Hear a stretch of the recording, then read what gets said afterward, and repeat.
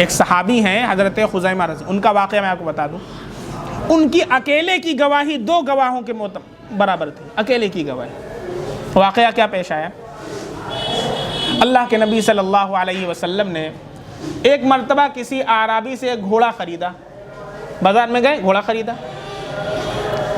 پیسہ نہیں تھا آپ کے پاس. آپ نے اس سے کہا کہ میرے ساتھ آؤ، میں چل کر کے تمہیں اپنے گھر پیسہ دے دیتا ہوں. اب وہ پیچھے پیچھے آنے لگا. اللہ کے نبی صلی اللہ علیہ وسلم گھوڑا لے کر کے جا رہے تھے. راستے میں لوگ مل رہے تھے، دیکھ رہے تھے گھوڑا بڑا اچھا ہے، گھوڑا بڑا اچھا ہے. اب اس کی نیت، جو اعرابی تھا اس کی نیت، پوچھ رہے کتنے کا ہے. اب یہ سوچ رہے تو اتنے کا بیچے ہیں، مان لو 1000 درہم کا، ہم کو 1100 میں دے دو. ایک کا انکار کیا، دوسرا کا 12 میں دے دو، 1200 میں دے دو. اب اس کی نیت کچھ خراب ہوئی اور اس نے کہا ایسا ہے، اللہ کے نبی صلی اللہ علیہ وسلم کو روک کر کے کہا کہ دینا ہے اگر تو ابھی دو، اگر ابھی دو گے تو گھوڑا تمہارا، اور اگر ابھی نہیں دیتے تو میں نے اس کو بیچ دیا 1500 میں. آپ نے کہا ارے میرا تجھ سے معاہدہ ہو چکا ہے، معاملہ ہو چکا ہے، تو نے مجھے بیچ دیا ہے، میں نے خرید لیا ہے. اس نے کہا میں نے بیچا ہے، آپ نے خریدا ہے کہ ہاں؟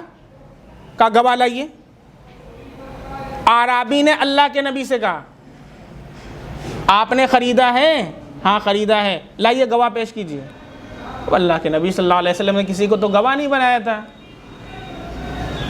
گئے تھے خریدنے، گھوڑا لے لیا اور کہا آؤ تمہیں پیسہ دیتا ہوں. گواہ کہاں بنایا تھا؟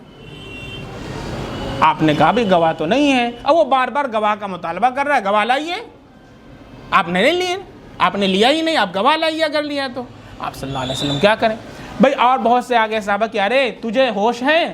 تو کس سے کہہ رہا ہے؟ یہ اللہ کے نبی ہیں، یہ اللہ کے پیغمبر ہیں، بچپن سے ان کا لقب صادق اور امین ہے، سچے ہیں، امانت دار ہیں، تو ان کے اوپر الزام لگا رہا ہے. وہ کہا بھائی گواہ پیش کیجئے. کون پیش کرے؟ کون گواہ پیش کرے؟ ایک صحابی حضرت خزیمہ رضی اللہ عنہ جا رہے تھے. انہوں نے جب یہ معاملہ سنا آئے، کہا کیا معاملہ ہے؟